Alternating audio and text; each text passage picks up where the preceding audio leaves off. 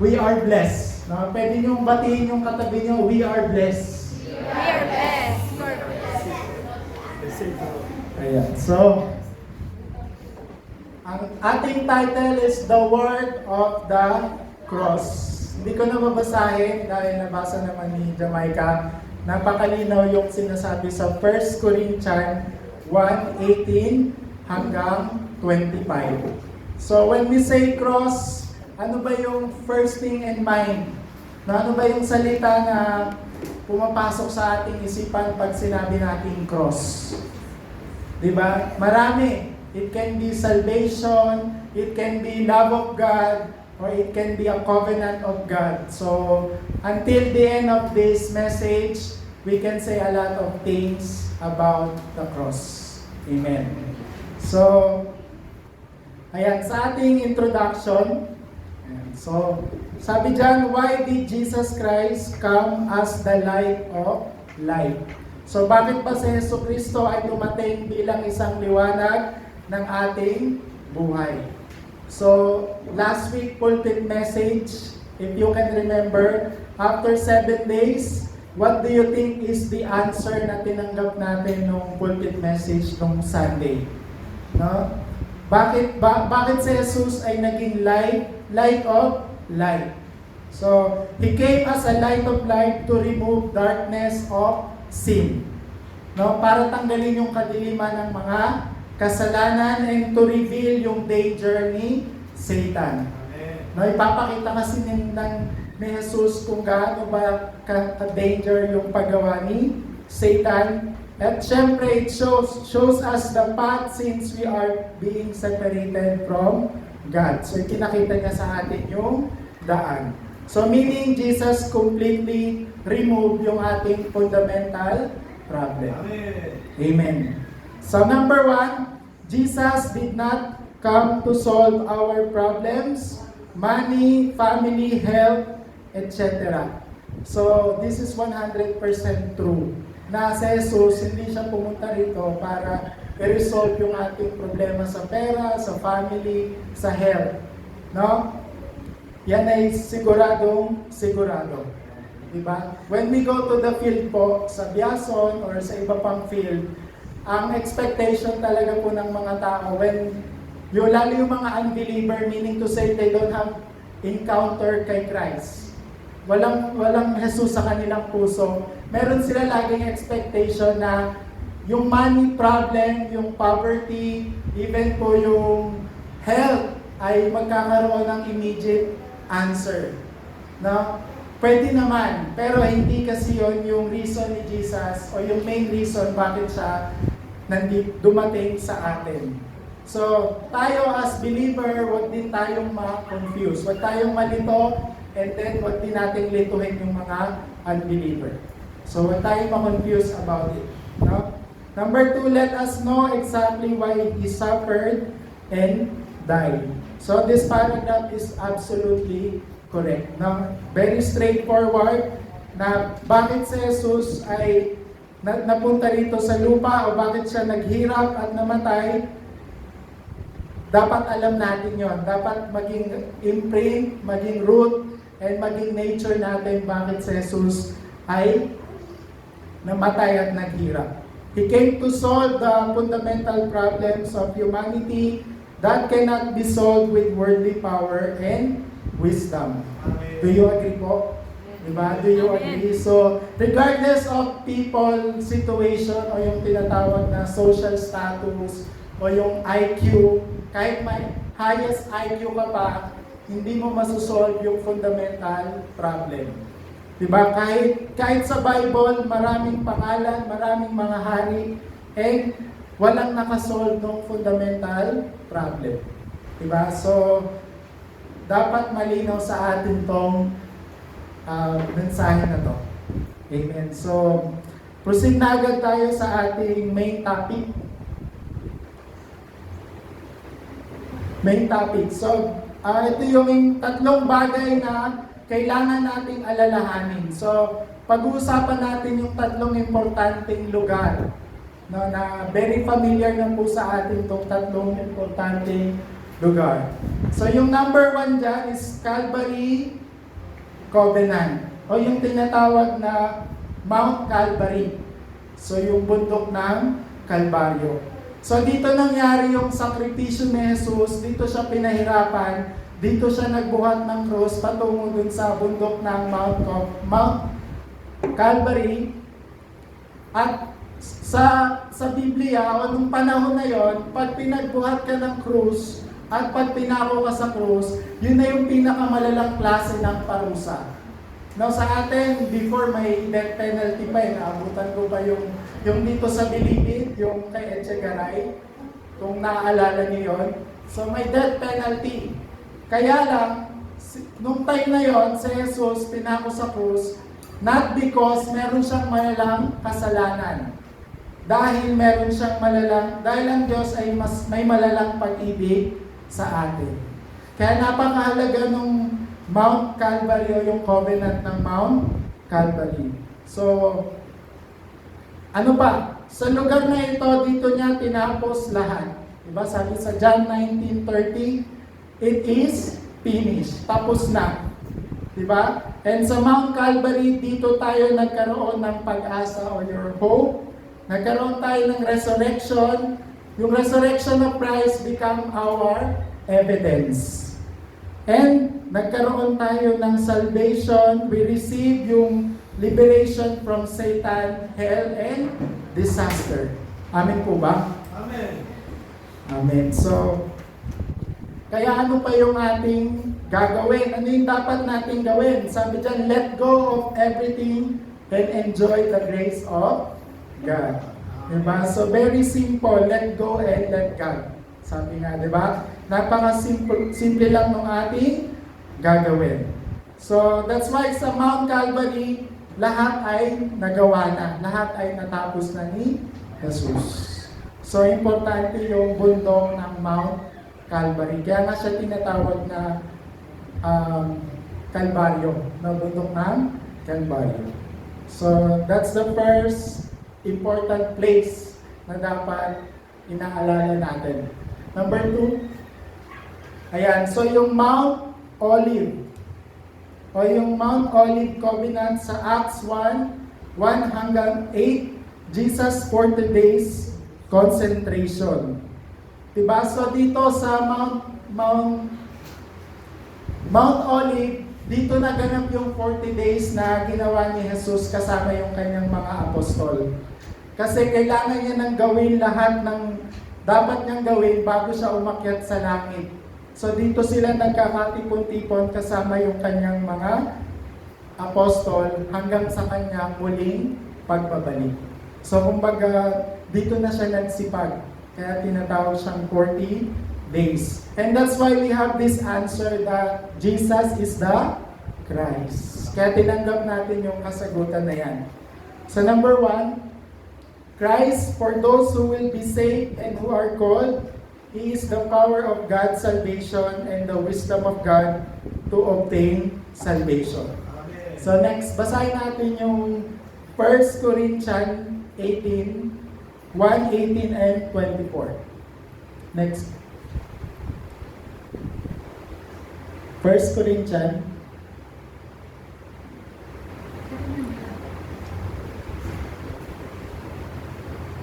Ayan. So sa 18, ang mensahe tungkol sa pagkamatay ni Kristo sa krus ay kahangalan para sa mga taong napapahamak, ngunit ito'y kapangyarihan ng Diyos para sa ating naliligtas.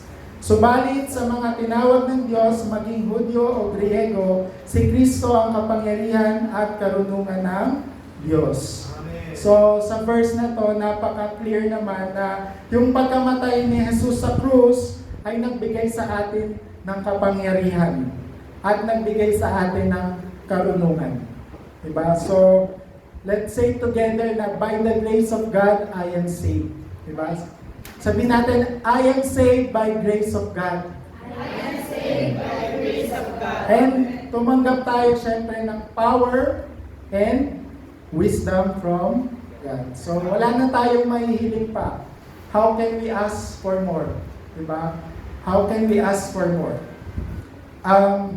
Sad to say po, dito sa mundo, yung nangyari kay Jesus sa Mount Olive and Mount Calvary, para na lamang siyang history. Para na lang po siyang history. Meron po akong katrabaho, lalo po sa worldly or sa tawag ng sa corporate world, bawal nga po mag-share ng religion eh. The moment you share the religion dun sa ka-work mo, pwede ka niyang i-ethics, pwede kang matanggal. No, ganyan po yung nangyayari ngayon. And meron po akong isang ka-work, ang sabi niya, yung Bible naman, history na lang siya.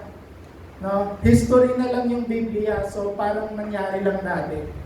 Diba? So sa atin, hindi to history. Ito yung most important event na 2,000 years ago. So from now on, huwag natin isipin na yung nang ginawa ni Jesus is para na lamang pong history. So, and because of that, we have amazing light, power, we have recovery, answer, blessing, lahat na. Dahil sa ginawa ni Jesus. Meaning, na-establish yung movement of baptism. Diba? So, meaning complete, no? Kompleto yung ginawa ni Jesus sa atin. So, we cannot ask another thing. No? Kompleto na yon. And, sa number 1, yung evangelism movement, word movement, and God's kingdom movement. So, kinumpleto niya yung kanyang dapat gawin yung mga importanteng movements. No, mga importante yung evangelism movement, word movement, and God's kingdom movement. Sorry, hindi ko nalagay yung God's kingdom. Hindi ko na po na-edit. But may number 3 po yan, yung God's kingdom movement. So, evangelism, spreading the message of gospel of the cross of Christ. Word movement, give us deliver, power, healing, recovery, response, blessing, and syempre yung God's kingdom movement, Jesus, mobilized angel, work of the Holy Spirit, binding of Satan's power. So napakarami pong klase ng movement, even po sa mundo. And even po sa Pilipinas, meron pong anti-Christ movement or anti-cross movement. And dumadami po sila. Dumadami po yung samahan na to na anti-Christ. So, let's check ourselves. No, we have to make sure na nakapaloob tayo dito sa tatlong movement na to. Evangelism, word movement, and God's kingdom movement. Amen. So, ano pa? Sabi dyan, no? So, number 3, only the Holy Spirit. Ayan. So, basahin ko yung verse ng Acts 1:8. Sabi dyan, subalit tatanggap kayo ng kapangyarihan pagbaba sa inyo ng Espiritu Santo at kayo'y magiging saksi ko sa Jerusalem, sa buong Judea at sa Samaria hanggang sa dulo ng daigdig. Amen. So, surely po tatanggap tayo ng blessing na magiging true witness. No? Dahil dyan, yung Baptism of Light for 237 Nation ay mai-establish. Amen po ba? Amen. Diba? So, tipong wala ka pang ginagawa, nagiging witness ka na. Diba? Wala ka pang ginagawa, tahimik ka lang, nagiging witness ka na. Hindi ka pa nagsasalita, ginagawa ka ng witness because of the power of the Holy Spirit. Amen. So, last na po, number 3, the covenant of Mark's upper room. Basahin po natin ng sabay-sabay yung Acts 2:1 hanggang 4. Sabi dyan, nagkakatipon silang lahat sa isang lugar nang sumapit ang araw ng Pentecostes. Walang ano-ano, may ingay na nagmula sa langit na tulad ng ugong ng malakas na hangin at napuno nito ang bahay na kinaroroonan nila. May nakita silang parang mga dilang apoy na lumapo sa kanila at silang lahat ay napuspos ng Espiritu Santo at nagsimulang magsalita ng iba't ibang wika ayon sa pinagkaloob sa kanila ng Espiritu. Amen. So sabi dyan, intensive prayer of 120 believers. So nagkaroon sila ng intensive prayer. Ibig sabihin, ginawa nila yon full-heartedly. No, buong puso silang nananalangin doon sa Mark's Upper Room with urgency. Diba? Na-experience nyo na po ba yung sa ICU? Diba? Sawa na po ako sa ICU nung kapatid ko po na nagka-cancer, tapos yung nanay ko po na na-stroke. Lagi po kami na-experience yung ICU situation. Kaya nga po siya tinatawag na intensive care unit.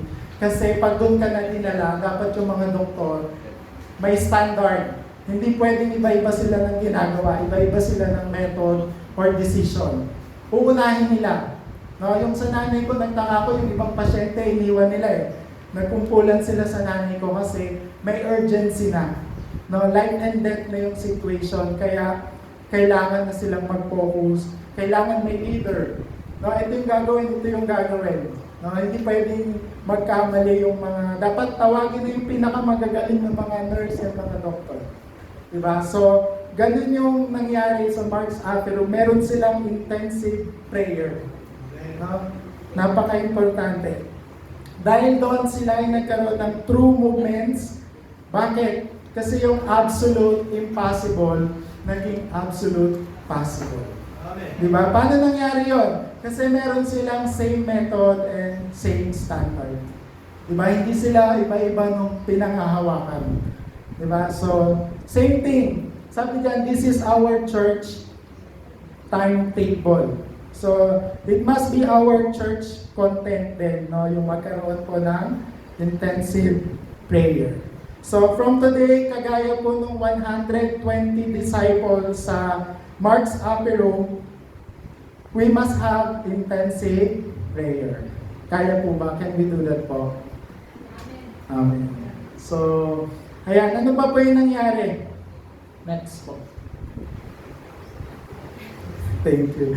So, fulfillment of the Pentecostal covenant sa Acts 2, 1 hanggang 4. The work of the Holy Spirit.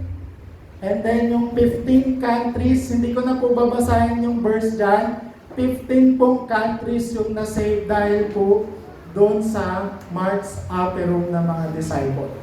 So mahaba po yung verse pero binilang ko po 15 po yung lugar na na-save. And ano pa, yung fulfillment of the word. Hello. So yung fulfillment po ng word. Ayan. So, babasahin ko po yung Joel 2:28. Sabi po dito, pagkatapos nito, pinagkaloob ko ang aking spirito sa lahat ng tao. Ipapahayag ng inyong mga anak na lalaki at babae ang aking mensahe at magkakaroon ng panaginip ang inyong matatandang lalaki at makakakita ng mga pangitain ng inyong kabataang lalaki.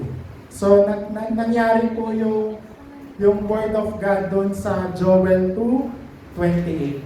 And yung next po, 3,000 disciples arose. 3,000 pong disipulo yung na-establish. And syempre po yung field, yung bawat lugar ay nagkaroon po ng changes. Meaning to say, yung mga disipulo dun sa Mark's Upper Room, they devoted themselves for the fulfillment of God's covenant, no? So why not po sa ating sarili and why not din po sa ating church? Amen po ba? So, actually yung Mark's Upper Room po yung standard po ng ating simbahan, no? Just to remind you. So you can read po yung Acts 1, Acts 2, yan po yung model church. Yan po yung model church. So, ayun po, proceed na po tayo sa ating conclusion. Ayan. Ayan, so, scheduled prayer. Ayan, so, let us seek only grace. Amen. So, dun sa nabanggit kong tatlo, yung Covenant of Mount Calvary, Covenant of Mount Olive, Covenant of Mark's Upper Room, kailangan tumanggap tayo ng only grace. Ang hanapin natin, we need to seek only grace of God. Very simple po. Amen po ba? Amen. Amen. So, scheduled prayer, time to stand before the covenant of Calvary Cross. A time to let go of everything and gain peace. So, with God's grace, ma-establish natin yung scheduled prayer. Now, with God's grace, kagaya po ng 120 disciple, we can stand a covenant of Mount Calvary po. Amen.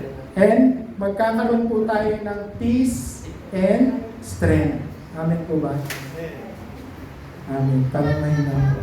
So, syempre, sama po natin palagi yung ating 393 prayer. So, every 8 p.m. po ng gabi, so meron po kaming prayer with 393. Number 2, concentrated prayer. Time to hold on to and focus on Christ, Holy Covenant o yung Acts 1:38 Covenant. So panghawakan natin palagi yung only Christ, only Kingdom of God, and only the Holy Spirit. No, it's our opportunity po para i-renew po yun. Amen po ba? And ayan, sabi dyan, all problems, find the problem with an answer. All conflicts, He causes them to be renewed. Every crisis become an opportunity for a new challenge. So 100% po, 100% ulitin ko lang po, yung lahat ng problema natin ay magiging kasagutan. Diba? Yung lahat ng conflict natin ay magiging opportunity para i-renew natin yung Acts 1:38. Amen po ba? And then every crisis become opportunity para naman sa bagong mga challenge. Ayan sabi, for a new challenge. So, wag na po tayong mag-alala. No, do not worry. Amen. Amen. So, last na po. Mabilis lang po yung message kayo, no? So, oneness prayer. Ayan, so let us hold on to the covenant of Mark's upper room and go into 24 hours and enjoy the answer of God's power, eternal masterpiece, only uniqueness, and recreation. So, lagi po tayong magkaroon ng tinatawag na oneness prayer. No, kagaya po nung 120 disciples sa Mark's upper room, lagi po silang nananalangin araw-araw. Diba? Meaning to say, na-enjoy po nila yung 24 hours enjoyment and nagkaroon sila ng eternal masterpiece. Amen po ba? Amen. Amen. So, yun nga po, sabi ko kanina, meron po kaming oneness prayer tuwing 8 ng gabi. Medyo kumukonti na po tayo. Dati po puno yung laptop. So, please, if you have time, 10 minutes lang po yon or max na po yung 15 minutes. Please click click nyo po yung link ng Zoom. Yan, so yun po. That's all for me po. Yun po yung ating pulpit message. Palakpakan po natin ang Diyos.